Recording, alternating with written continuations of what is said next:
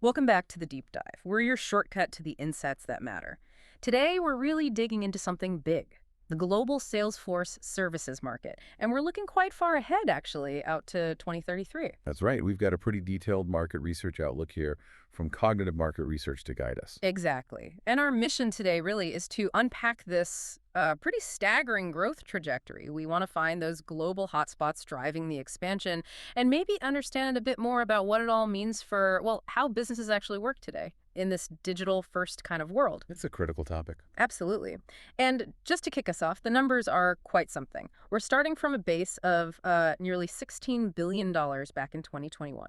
That's 15,948.7 million to be exact. A huge market already. Right. And it's projected to hit, get this, 26,682.9 million by 2033. Wow. Yeah, that's a compound annual growth rate, a CAGR of 4.382%. Well, it's not just growth. It really shows how central Salesforce has become. It really does.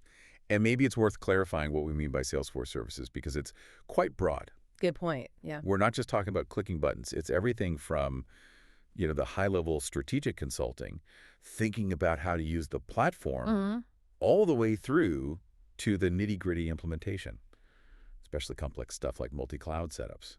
Then there's ongoing support, optimization, and increasingly, it's about sophisticated cloud integration, connecting Salesforce to everything else, ERPs, sure, but also a whole web of other specialized SaaS tools. Right, knitting it all together. Exactly. Yeah. And the really cutting-edge stuff now involves AI-powered service delivery. Things like predictive analytics, intelligent automation, that's changing everything from sales forecasting to customer service interactions. So it's really about making the platform work for the business deeply. Precisely. It's the scaffolding, if you like, that lets companies not just have Salesforce, but integrate it properly. Manage customer relationships better, streamline sales, make faster data-driven decisions. It's enabling them to function effectively online. Okay. That context is super helpful.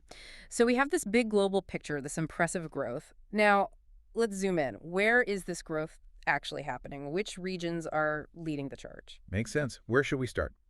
Let's begin, perhaps predictably, with North America, often a leader in tech adoption. The research shows it had the largest share in 2021, 6,714.42 million. Right. A massive base. And it's projected to grow to over $10.7 billion by 2033. The CAGR there is nearly 4%. Still very strong. It is. Consistent, robust growth. And obviously the U.S. is the giant there, going from over $5.5 billion towards, nearly $8.7 billion? Yeah. But what I find interesting is looking beyond the U.S., Canada, for instance, actually has a higher CAGR, 4.699%. Oh, interesting. Outpacing the U.S. in percentage terms. Yeah.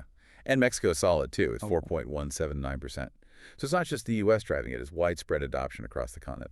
Pretty mature market, clearly. Okay, so North America is strong and steady. What about Europe? How does it compare? Europe's also showing solid growth. The overall numbers are climbing from around $3.4 billion in 2021 to over $5.4 billion by 2033. And the CAGR? Just a little under North America's at 3.941%. Still very respectable. But you mentioned before we started, there's some variation within Europe. Oh, definitely. It's quite a mixed bag. You've got the UK and Spain growing quite nicely, both above 4.2% CAGR. Germany's doing really well, almost 4.6%. That's quite impressive. Yeah. But then you look at, say, France and Italy, and their KGRs are a bit lower, more in the mid 3% range. Right. And then Russia stands out with much slower growth, just 2.677%. What do you make of that variation? Well, it likely reflects a few things. Geopolitics could play a role, different regulatory environments across countries, or maybe even local preferences for different IT solutions, perhaps homegrown ones in some cases. It shows Europe isn't just one monolithic market. Makes sense. Okay, so North America, steady. Europe, solid but varied. Now, Asia Pacific, the numbers here really jump out, projected to nearly double. Yeah, this is where the growth story gets really exciting. We're talking from about $3.87 billion in 2021 to over $7.2 billion by 2033. And that CAGR, 5.312%, that's significantly higher than the others. It really is. APAC is clearly a powerhouse for this market's future growth. So what's fueling that? Why such an acceleration there? Well, let's look at the breakdown. China's obviously a huge part, growing fast at 5.507%. But look at India. It actually boasts the highest THR in the whole region, an incredible 6.111%. Wow, over 6%. That's huge. It is. And it's probably not just, general digital transformation. It seems to be a potent mix. You've got booming startup scenes, massive government and private investment in cloud infrastructure, and critically, a large and growing talent pool skilled in enterprise software like Salesforce implementation and support.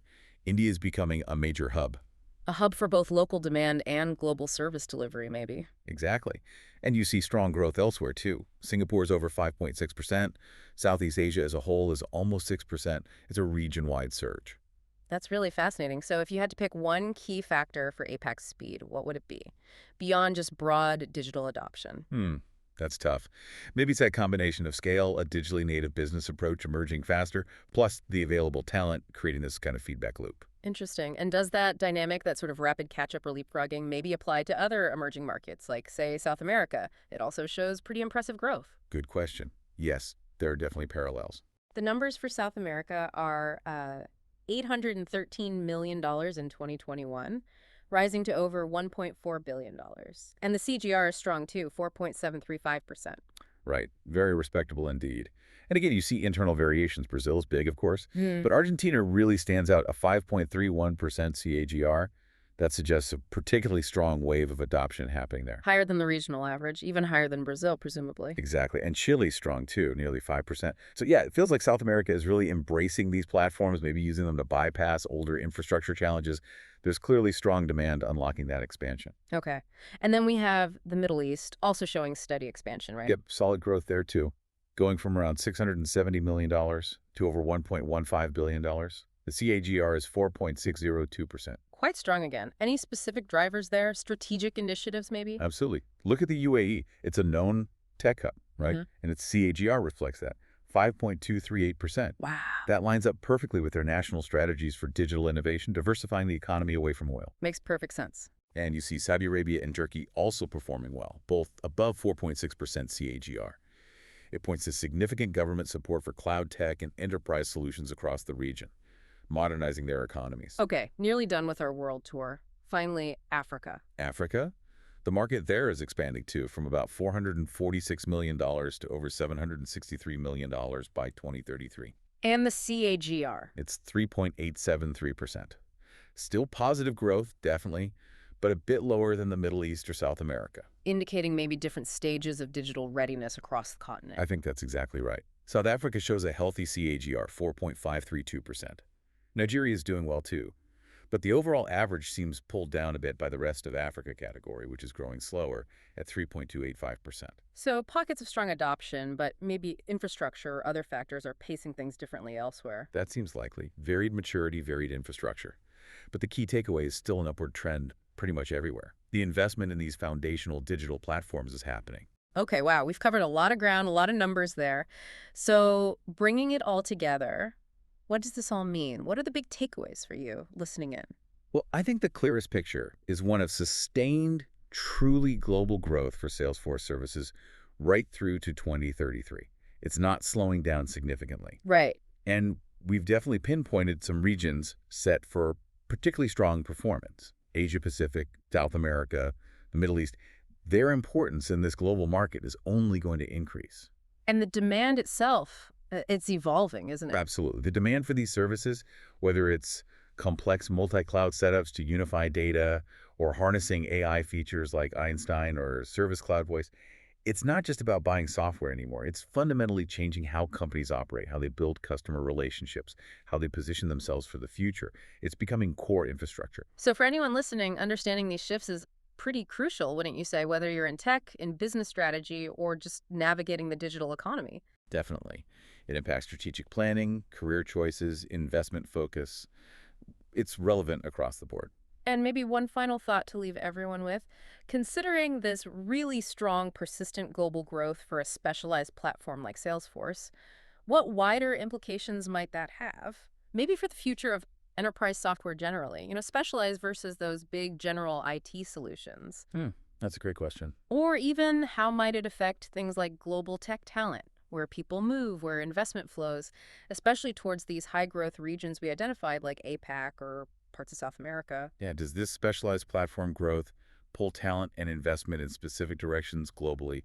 That's definitely something worth mulling over. Plenty to think about. That's all we have time for on this deep dive. Thanks for joining us.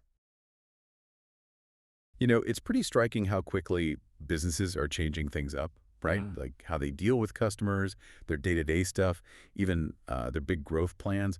Feels like everything's always shifting under us, doesn't it? It absolutely does. Yeah, the speed is, well, it's really incredible. And right at the center of so much of this key change is the Salesforce Services market. Okay, so that's what we're diving into today, the Salesforce Services market. It's this really dynamic space that's shaping how companies talk to customers, how they run things, and, how they plan to grow. So our goal for you listening is to really unpack what's driving it, the big hurdles it faces, and the interesting trends popping up. We want to help you kind of connect the dots quickly, maybe have a few aha moments. And it's amazing just how foundational this market is now. If you look at the big picture, it's not just about, getting some new software. It's more about how businesses are totally rethinking their strategies, trying to get that edge, that sustained advantage, especially in this like super digital customer first world we're in. You're absolutely right. Understanding that competitive side is, well, it's crucial, and it's definitely one of the big forces here. So let's dig into what else is pushing this market forward. Um, Maybe start with that huge shift towards customer-focused models. Companies get it now, right? Yeah. Customer experience isn't just jargon. It's like the foundation for loyalty and growth. Oh, totally. It's way more than jargon. It's absolutely strategic. The key insight is turning simple transactions into, real relationships that build loyalty, using every interaction to inform the next. And Salesforce's CRM tools, customer relationship management, they're built for exactly that. They let businesses build better connections, personalize things, react fast to what customers need. Think about personalizing offers or maybe predicting service problems before they happen. All that stuff boosts retention, and it's all driven by data from sales, marketing, service. And that intense customer focus, it really couldn't happen without the tech changing underneath it all, which, yeah, brings us to the next driver. This massive growth in cloud adoption, digital transformation. You see businesses actively um, ditching those old clunky legacy systems. The outdated software that just makes innovation so hard. They're moving to flexible cloud platforms. That's a really critical point. Salesforce isn't just like one app, it's a whole ecosystem. It supports tons of functions, sales automation, customer service, even building custom apps. And importantly, companies usually don't do this alone. They rely heavily on Salesforce partners for cloud migration, complex integrations, optimizing processes, all aimed at being more agile and innovative. Right, the partners are key.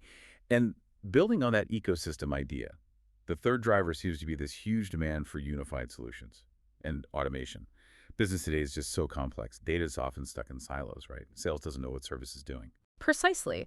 And you just can't operate like that effectively. The need for a single integrated platform is massive. I mean, think about it. Your sales team calls a client about a new product, but they have no idea that client just had a terrible service experience. That's bad, really bad. Yeah, super frustrating for the customer. Exactly. So Salesforce Services help companies centralize that crucial data, automate workflows between departments, and basically create a connected system. And that leads directly to, better productivity and much smarter decision making across the board. Okay, so those are some powerful forces pushing things forward. But it's not all smooth sailing. The market has some real challenges, some restraints too. Let's maybe start with the one that probably makes businesses pause the most, the cost. High implementation and subscription fees. Yeah, that's a big one. While the long-term value can be huge, the upfront cost, it can be pretty steep, especially, for smaller companies. And it's not just the license fees, it's the custom work, the consultants who can cost a fortune per hour, and then the ongoing maintenance, the updates. You either need a dedicated internal team or keep paying partners. So yeah, those costs add up fast, make some businesses cautious. And that caution often connects to the next challenge, right? The Yeah. sheer complexity of customizing and integrating Salesforce. It's definitely not plug and play. And lots of companies just don't have the internal experts to really tailor it to their specific needs.